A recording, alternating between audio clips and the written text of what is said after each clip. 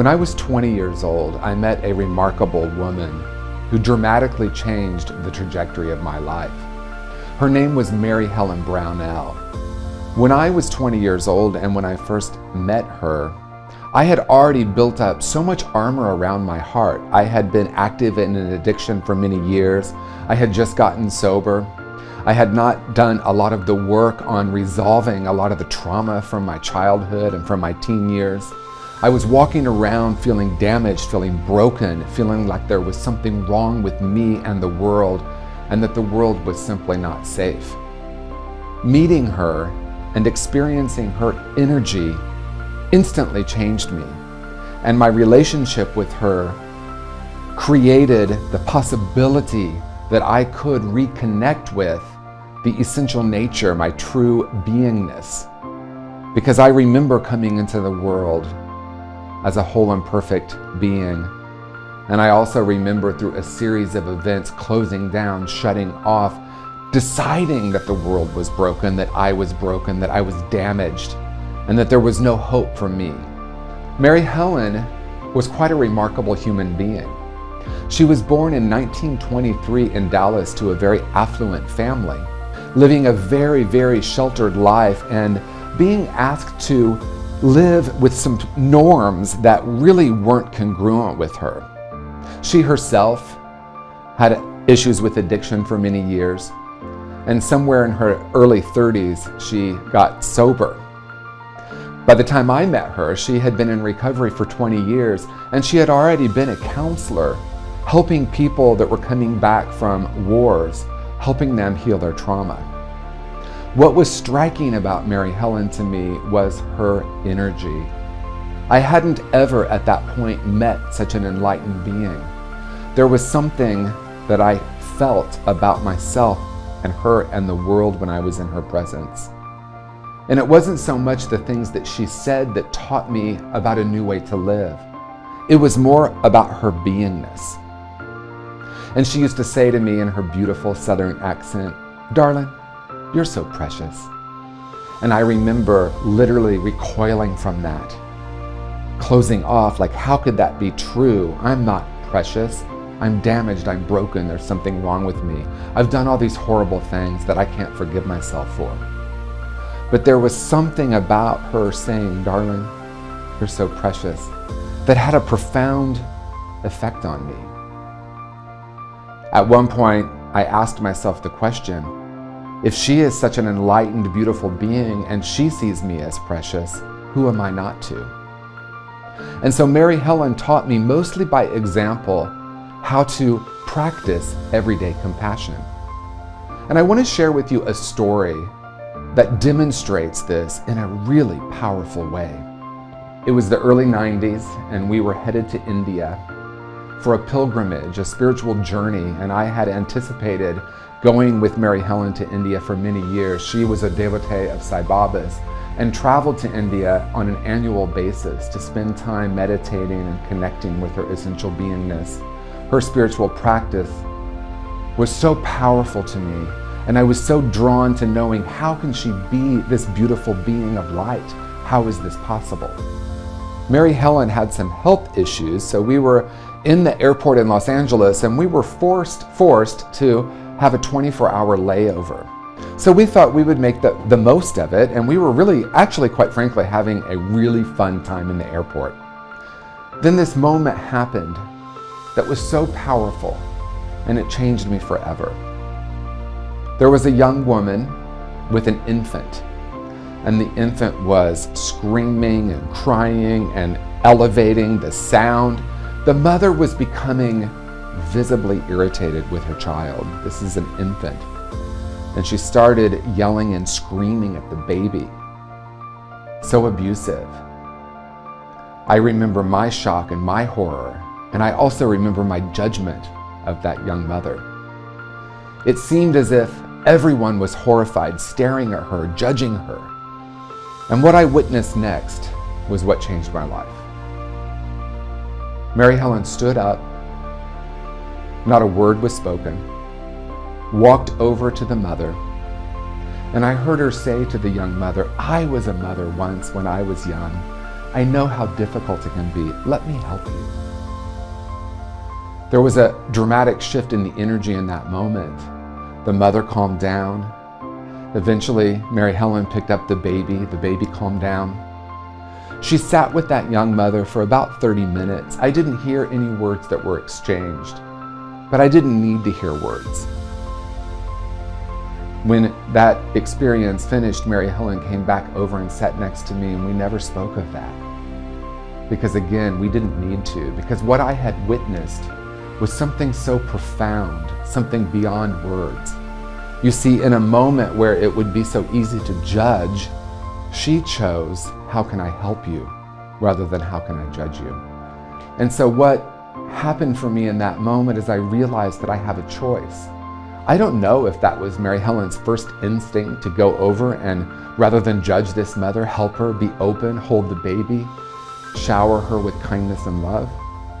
But that is the action that she took.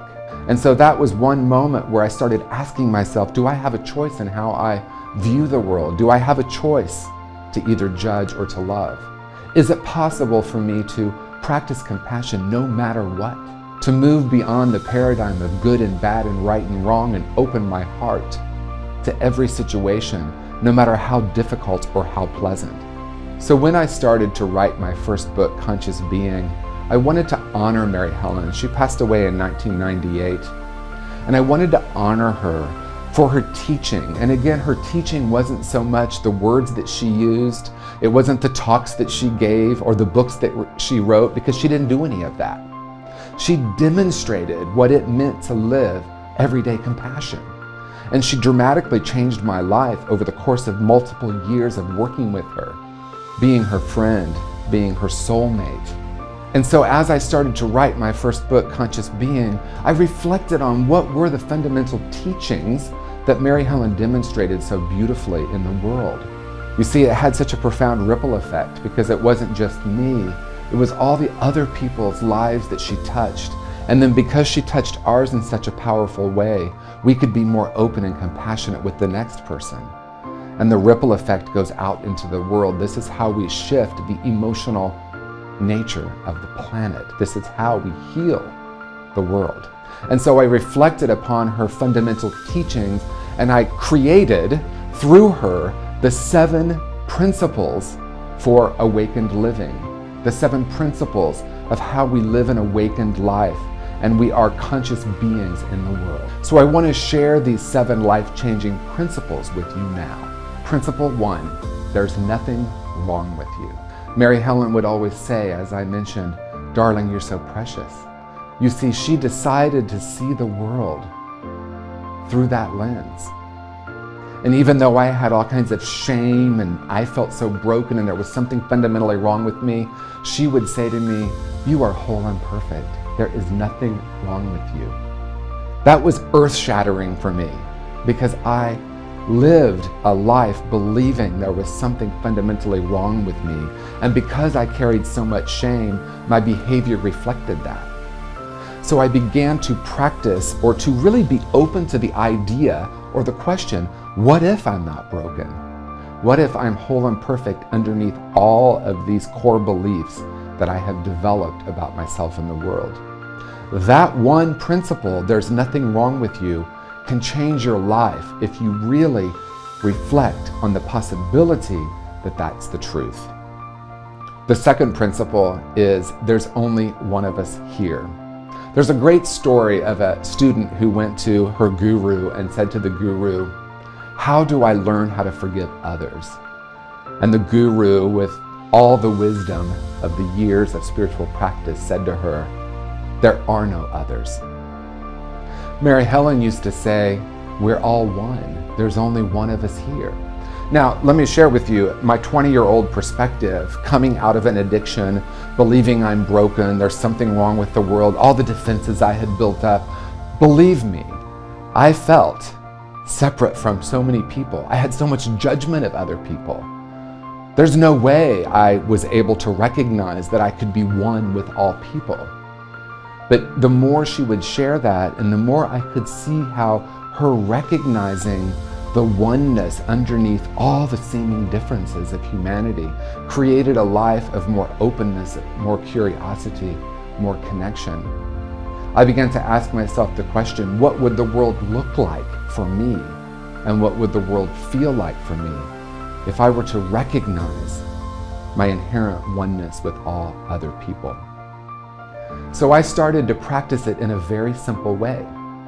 When I had a judgment of someone, notice I didn't say if I had a judgment of someone, but when I had a judgment of someone, I would begin to ask myself the question of any time that I've acted that way. I have a judgment about this behavior. It was easy for me to see them as an other. And as I asked myself, have I ever done that? Have I ever acted that way? I could always find that to be yes. And there was something about leaning into that created more compassion and openness. And then as I took it a bit further, I started saying, isn't it interesting that I'm doing that now about the other person that I had the judgment about? And what I discovered is my ego believes that I am separate, but spiritually we are all one. This changed my life in ways that I can't even describe. The third life-changing principle that Mary Helen taught me is the only prayer is thank you. We know Meister Eckhart said this years ago, if the only prayer is thank you, it will be enough. You see, back in that time and in that consciousness of my life, I believed I needed to ask for something. I was always asking. I didn't know what God was or a higher power. I didn't have an understanding, but I was pleading to this power to please bring me this. Please, please, please, please. And she said, if we can just shift from please to thank you, everything in your life will change. So rather than asking and saying please, I started looking for ways I could say thank you. So in the beginning of the day, I used to say, please make this day a wonderful and beautiful day. Instead, I said, thank you for my ability to have a beautiful and pleasant day. That may sound like semantics, but it's actually a profound practice. Because in the beginning, what happened for me is I started noticing all these different things I could be grateful for. But as that practice continued, I realized that not only could I be grateful for things, I could literally be the frequency of gratitude. I could tune into the gratitude that I am. One other way to practice this, which is a spiritual challenge for sure, is to notice your day, reflect upon it, and notice if there's something that you thought was bad in your day. Can you have gratitude for some part of that? So I started shifting from, I'm going to be grateful for this because it's great, and I'm going to ask for this to please be removed, because that's what prayer often is. Please bring me this, or please remove this. But when we shift to gratitude, we can start recognizing that we can be grateful for so much in our day, and then we can literally shift into the frequency of gratitude and watch what we call reality shift before our very eyes. The fourth principle is God is within you. Now, Mary Helen was born, as I said, in 1923 in Dallas to a very wealthy and conservative family. And I assure you that she was not taught God is within you. At that time and in that place, she was taught that God was a man that lived up in the sky and that was keeping score. And I remember her saying, well, if that God exists and he's keeping score, I always knew I was going to fall short of that. So as she started studying Eastern thought, she started hearing the gurus talking about God within, that God is actually within us. Now, I've actually changed that for me today. I don't say God is within me. I say that each of us are a perfect expression of God energy, of source frequency. All these different words that we can use for God: love, light, source, eternal beingness. That's the truth of who and what we are. So it's not even God is within me, but that I am a particle of this power. And what happens when we really, truly know that? Because if you're like me, like Mary Helen, I was taught good, bad, right, wrong. And there's someone keeping score. And because I had so much shame, I knew I'd never measure up. So this idea that I might be a particle of the Creator, of divine intelligence, this was so transformative. The poet Rumi says, we are not a drop in the ocean, we're the entire ocean in the drop. So to really lean into that and to begin to sit with that possibility is really revolutionary. So in meditation, I invite you to take some moments and feel the energy field that you are beneath the human body. Can you get in touch with that frequency, that light, that source energy that you are? And can you recognize if you're a perfect expression of the one power and the one presence, then all other living beings must be as well. What does that create in your life for you to absolutely know that? The fifth principle is nothing outside of you needs to change.